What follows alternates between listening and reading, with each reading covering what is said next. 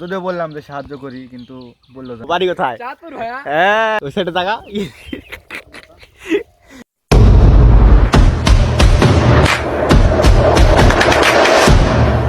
রনি, বাসা কোথায়? চাঁদপুর। হ্যাঁ, তো আমরা এখন আম খাচ্ছি, ফজলি আম।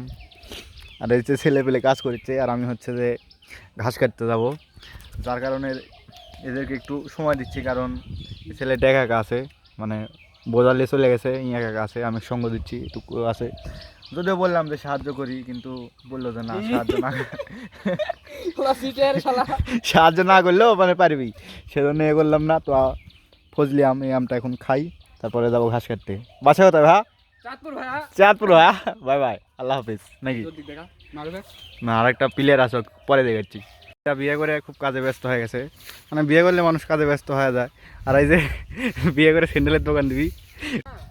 আমাদের মাঝে ব্যাংক ভাইসতে চলে আসে। ভাইসতে একটু সাইডে তাকাও তো, তুমি ওই সাইডে তাকাও তো, ওই সাইডে তাকা। বাড়ি কোথায়? মূর্খ, বাড়ি কোথায়? হ্যাঁ, মূর্খ তো তুই তো মূর্খ।